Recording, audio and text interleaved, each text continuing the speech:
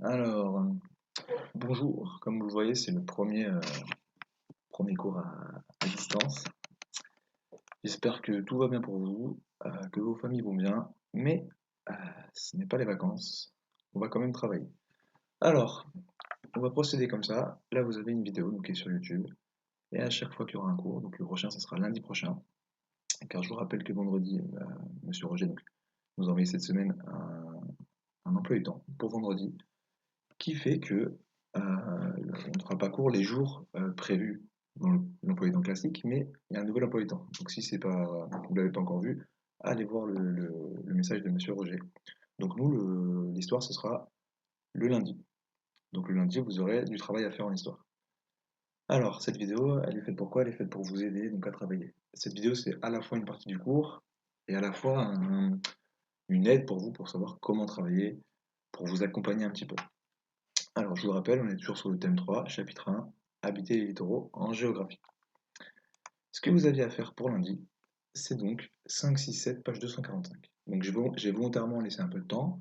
Je n'ai rien donné lundi, en plus que les devoirs déjà prévus, pour vous laisser un peu de temps de prendre vos marques, avec tout ce qui se passe à côté, pour que vous soyez plus à l'aise. Mais là, maintenant, on va commencer, hein. Ne vous inquiétez pas, il n'y a rien de très...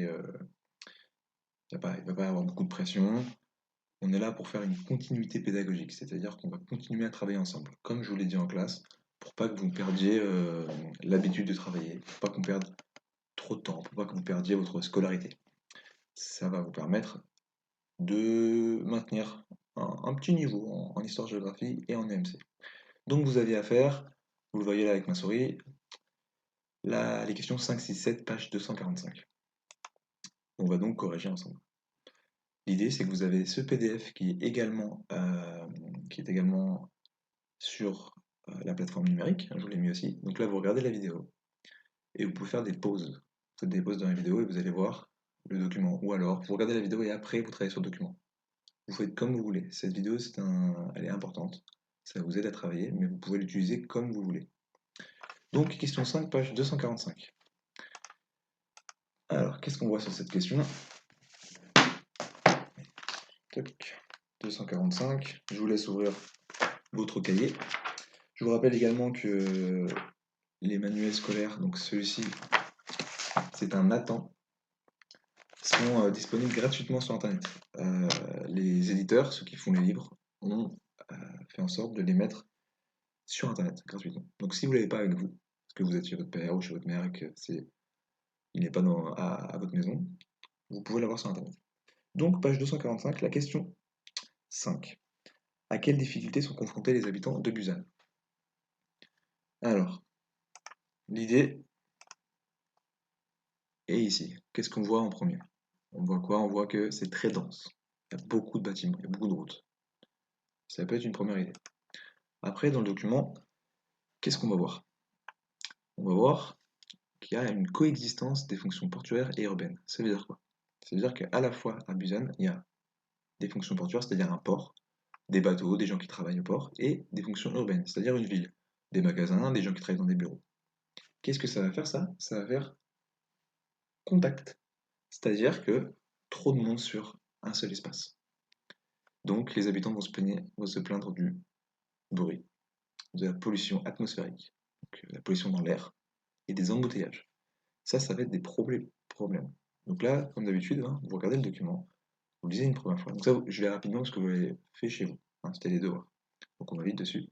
Mais l'idée, c'est ça. On regarde les documents, on regarde le paratexte, ce qui est en dessous, regardez ma souris, et on essaie de comprendre où est-ce qu'il y a les informations. C'est la compétence extraire des informations. Donc là, embouteillage, pollution, trop de camions de marchandises et de voitures. C'est les mots-clés de la réponse. Et qu'est-ce qui se passe avec ce port? C'est que ce port, il augmente. Il augmente de plus en plus son trafic. C'est-à-dire qu'il y a de plus de gens. Regardez, la croissance très rapide du port. Le trafic double en moyenne tous les 5 ans. Ça veut dire que, qu'est-ce que c'est le trafic? C'est le volume de choses qu'il y a dans le port. Par exemple, des conteneurs avec des portables, des iPhones. Si un jour, il y a 5 ans, il y avait 10 bateaux par jour qui venaient avec des portables, 5 ans après, c'est plus 10 bateaux, c'est 20 bateaux. Ça a doublé. Sauf que chaque conteneur avec les bateaux, qu'est-ce qui se passe? Eh ben, ils doivent être mis sur des camions, mis dans des avions, mis à droite à gauche dans des trains, et ça fait de la circulation. C'est pour ça que les gens se plaignent. Le trafic du port double tous les 5 ans. Cela amène du bruit et empêche les habitants de se déplacer facilement. Parce que si sur vos routes il y a énormément de camions par exemple, ou des lignes de chemin de fer qui traversent les routes, et ben vous allez devoir vous arrêter, attendre. Deuxième question, donc la 6. Quels aménagements et solutions sont prévus pour y faire face? Donc qu'est-ce qu'ils vont faire? Hop, on regarde la fin du document. Normalement, on l'a lu en entier. Et on regarde les autorités coréennes ont défini des projets de grande ampleur. Ça peut être intéressant. Qu'est-ce que c'est les autorités? Souvent, c'est les hommes politiques, c'est les gens qui travaillent dans l'administration, c'est les gens qui prennent des décisions. Ils ont défini des projets de grande ampleur, notamment la création d'un nouveau port, dans une zone non résidentielle. Donc ils vont créer en fait un nouveau port. Et une zone non résidentielle, c'est une zone où on n'habite pas. Donc c'est une zone, oui c'est ça, c'est une zone où on n'habite pas. Donc ça va moins gêner les gens. C'est par exemple une zone où il y a des entrepôts, une zone où vous avez d'autres fonctions, où c'est pas des maisons. Donc s'il y a du bruit, c'est moins grave, parce que il n'y a pas d'humains, il n'y a pas d'hommes. En tout cas, ils dorment pas là-bas. Pour compléter la réponse, comme on voit que sur la question 6, c'est marqué documents 6 et 7, on va voir document 7, et on voit le nouveau port. On se dit, ah, c'est intéressant. Et on voit qu'il est immense.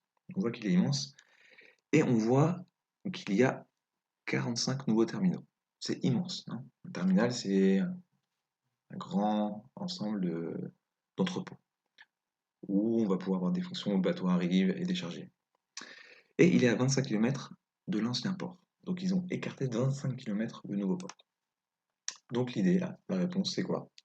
Quels aménagements et solutions sont prévus pour y faire face? Créer un nouveau port plus loin de la ville. Aménager un nouvel espace directement sur la mer, loin des habitations. Parce que regardez comment il est fait. Vous avez la petite affiche là. Donc là, on voit un petit peu, mais vous verrez mieux sur votre livre. Ici, c'est quoi? L'espace qui est aménagé directement sur la mer.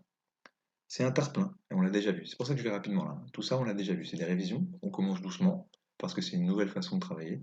Donc je vous laisse le temps de vous y mettre. Donc tout ce que je dis là, on l'a déjà vu rapidement. Ou moins rapidement. Mais normalement, c'est des révisions.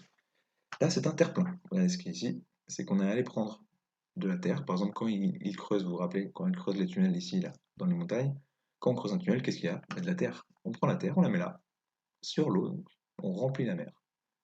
Quand on est à la surface, on va mettre du béton, on crée des routes, on crée des bâtiments, et c'est un terre-plein. Donc tout ce que vous voyez là, avant, ici, ici, ici, c'était de la mer. Voilà, donc c'est l'idée, comment ils ont aménagé. Ils ont aménagé un nouvel espace directement sur la mer et loin des habitations. Ils ont créé un nouvel espace. Question 7, et la dernière question. Comment le nouveau port de Busan est-il aménagé? On y a déjà un peu répondu. Donc là, on revoit ça. Plein de grues, plein de choses pour les conteneurs. Tout est calibré, tout est fait en sorte qu'on puisse déplacer des conteneurs. Ça aussi, je vous l'avais déjà expliqué. Hein, les conteneurs, c'est des grandes boîtes.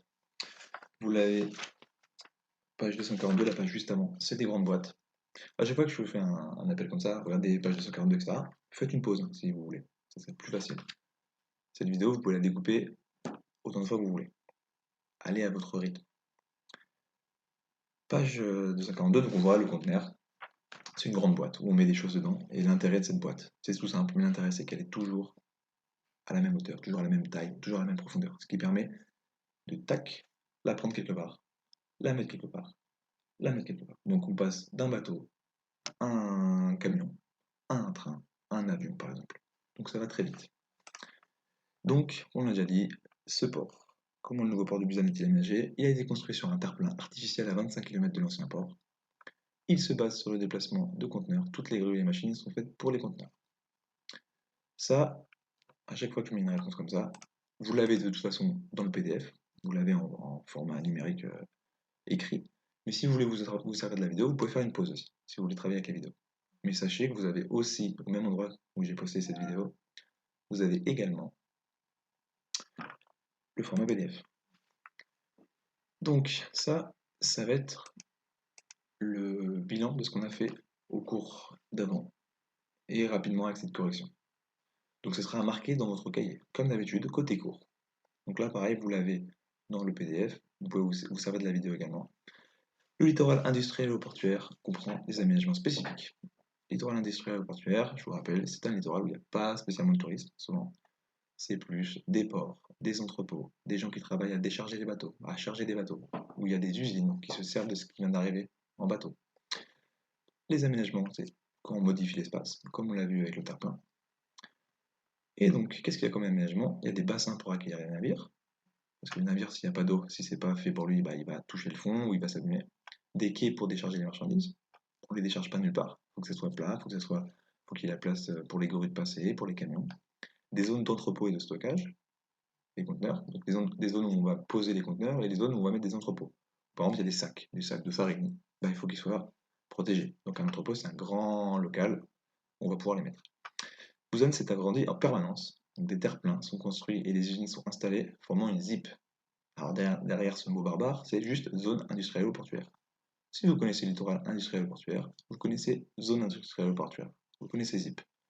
Donc le littoral, c'est toute la côte, toute la côte. Et la ZIP, la zone, c'est juste l'endroit. Donc autour de Busan, par exemple, pour la ZIP de Busan. Donc ça, vous faites une pause, vous prenez votre document et vous mettez ça, ce diaporama-là, vous l'écrivez partie cours, c'est votre cours. Ça va vous permettre aussi d'écrire, de ne pas oublier comment on fait, et surtout, dans votre tête, ça va vous permettre de se fixer et d'apprendre cette chose-là. Hop, vous faites pause. Moi j'ai tout le temps.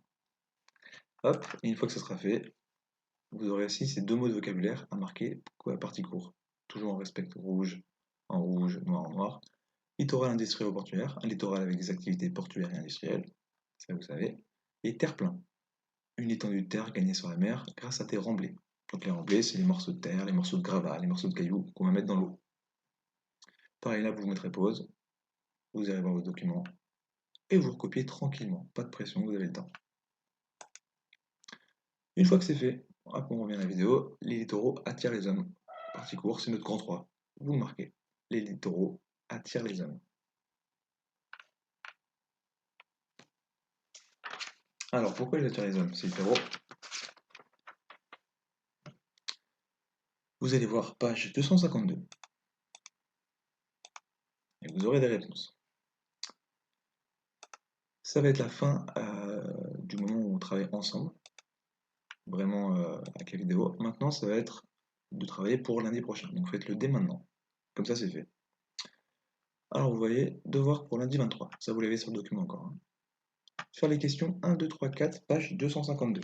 C'est ce qu'il y a ici. Je ne sais pas si on voit bien. Non, on ne voit pas bien. On va passer directement par le numérique. C'est ça, regardez. C'est cette double page-là. Donc là, je vous ai mis les questions, le document et la légende. Même si c'est pas très bien visible, ça permettra à ceux qui n'ont pas leur cahier, leur manuel, parce qu'il est chez leur père ou chez leur mère, de pouvoir quand même un peu travailler. Mais vous l'avez page 252. Donc ça, c'est la première chose à faire. Faire les questions 1, 2, 3, 4, page 252. On corrigera lundi 23. Recopiez le vocabulaire page 253. Vous le recopiez dans votre cours, côté cours, comme d'habitude. Et vous regardez la vidéo de C'est par sorcier. Ça, vous connaissez, on a l'habitude de regarder ensemble. Bah, je vous les fais regarder souvent à la maison et on en parlera en cours. C'est pas sorcier, Rotterdam, le plus grand port du monde.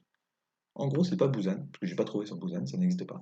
Mais c'est très intéressant parce qu'en fait, le système de Rotterdam est similaire et il est proche de Busan et ça va vous permettre de mettre un peu des objets, des lieux sur les concepts qu'on a vus, comme terre-plein, comme conteneur. Donc c'est intéressant. Vous regardez cette vidéo tranquillement chez vous. C'est votre travail. Voilà, on se retrouve donc lundi 23 pour le prochain cours. Donc faites vos exercices dans votre cahier. Travaillez sérieusement. Ne vous mettez pas la pression. Vous avez du temps. Je vous ai volontairement donné des choses qui sont faisables en moins de 2 heures. Et vous avez 2 heures, théoriquement, pour le faire. Hein, Monsieur Roger et Madame Canafarina ont demandé ça. Donc c'est à peu près 2 heures en histoire par semaine. Si vous avez des questions, vous avez bien sûr le Pronote pour m'envoyer des messages, comme certains l'ont déjà fait. Très bien. Pour si vous n'avez pas compris quelque chose, si vous n'arrivez pas à accéder à quelque chose. J'ai tout mis en PDF. Le PDF peut être ouvert sur les portables, sur les tablettes, sur les ordinateurs. Normalement, il n'y aura pas de problème.